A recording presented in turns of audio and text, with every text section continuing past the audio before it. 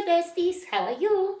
I have just one small window in my craft room, and since it's on the flower wall here, I'm thinking it would be really cute to have one of those awnings. A small one that doesn't cover up too much light, but it gives you that flower shop vibe. What do you think? I think it would be cute. Let me see if my husband can help me make it happen. My besties, how are you?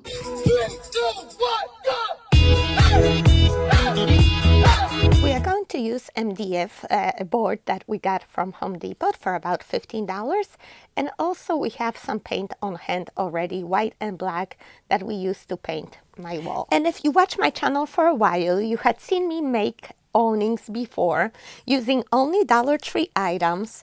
I made one for my cocoa bar or for the donut wall. They came out so cute and on the budget. This time I want to make it more permanent for my window. That's why we're going to use MDF. But if you don't have tools, I want you to know there's options. If you like that, go ahead, press thumbs up and hit the subscribe button. So first we are going to cut the MDF, and depending on the size of your window, my largest piece is going to be 9 inches wide. The second piece that we are going to cut the scalloped edge from is going to be 4 inches wide. And finally we are going to cut 2 supporting pieces for the sides, 2 inches wide. We want to paint the awning with 4 inches wide stripes, so you can either use your ruler or a piece of wood as a marker. Mark and draw your stripes on both pieces of MDF. And for your scalloped edge, you are going to use a glass or a dish, and you are going to trace around it. Okay, and now we are going to use a jigsaw to cut it out.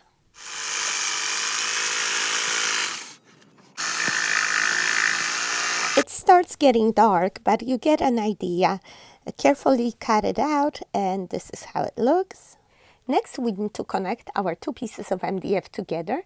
So we are going to cut a piece of molding, cut at an angle, and glue it in there from the inside, just like that.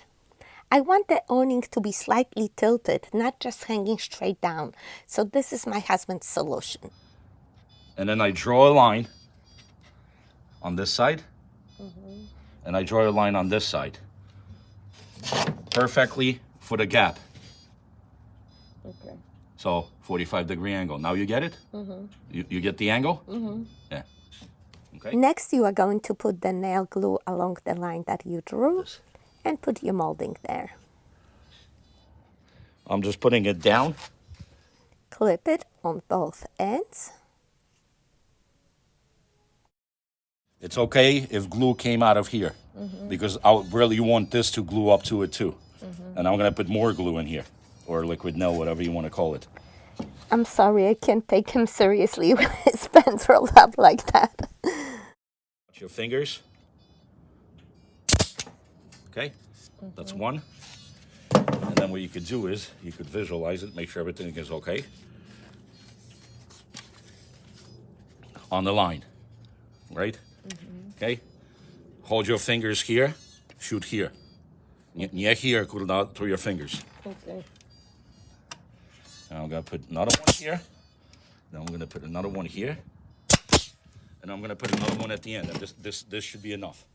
Okay, and now we are going to put the glue here and connect the 2 pieces together at a nice 45-degree angle. And reinforce with nails, of course.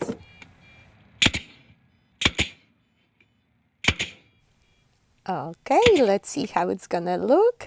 Perfect. I love it. Just gotta paint it now. Hello, my besties. Today we're doing a crazy project for my wife. Between the painting and drying and painting and drying and painting, for this little piece, it's gonna take us about 7 days.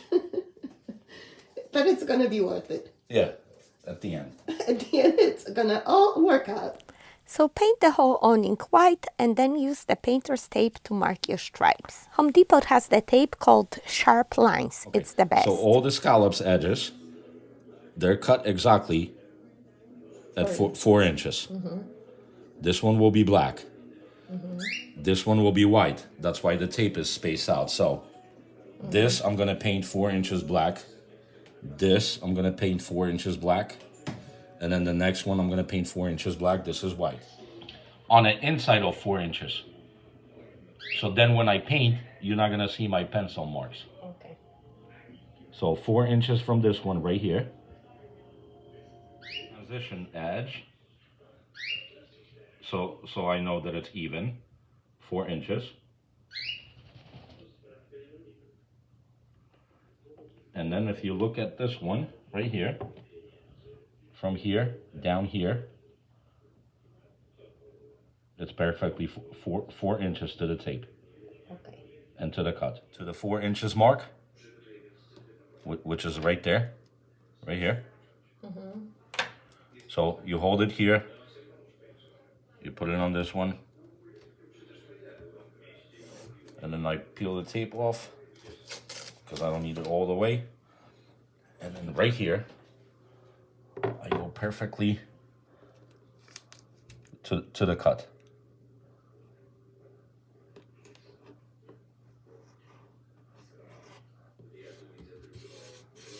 And then make sure you get it in here, just so when you paint, the paint doesn't get underneath the tape. Okay. Because then it's gonna make a splatter and then it's not gonna look professional. Okay. You think I am a perfectionist? He's much worse, guys. 4 inches. 4 inches on the transition edge, that it goes over the round thing.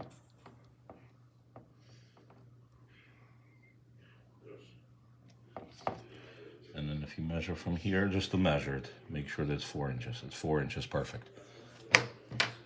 And then get a tape. Now this is white. We painting this side, so we going on the inside with the tape. Yeah, I wanted to make sure that you start with black and you end with a black stripe. Press here, and then this is as much as I need.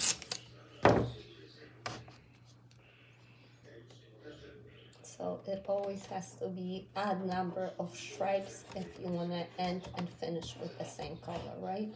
Yeah. Black, white, black, white, black, white, black. This is black. This needs to get painted, that edge, just in case if you look underneath. So that means we got to block this off, because if we get the paint on this, it's not going to look good. So just go right into the edge. Block the white one. Yeah, protected. Yep.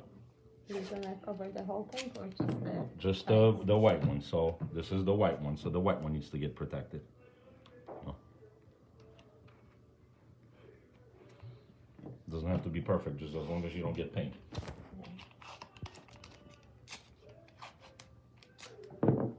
So not black, white, black. This is white.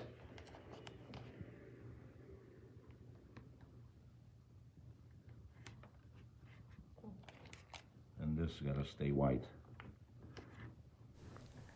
Andre, you painted it already? Why you didn't wait for us? We wanted to see it. Especially removing of the tape. It's so satisfying. He did it already, but it came out so nice, so perfect, of course. And even Nicole is here. She's helping us hold it. We are going to install it now. Don't ask me what he's measuring with the level. I don't get it. Yeah, I would just attach it to the wall already, okay?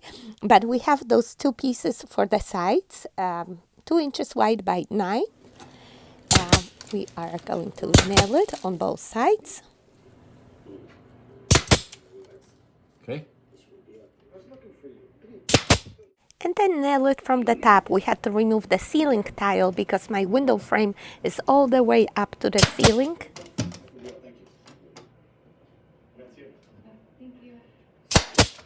Yeah, and just like that, I got my awning. Isn't that the cutest thing ever? I just need to hang a curtain there, and for now, I'll use what I have. Yeah, I like to do happy dances around the house.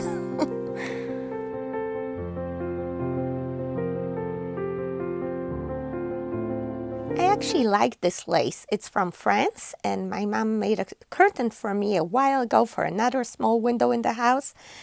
It fits here, so for now it will do. maybe I'll come up with something different. If you have any suggestions for me, ideas, please let me know in the comments down below.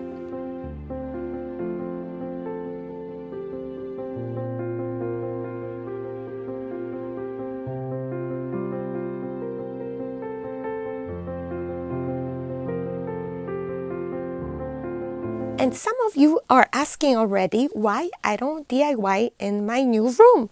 That's because I don't have a crafting table yet. And I've been looking, but they're either so expensive or they don't have enough storage or not the right size.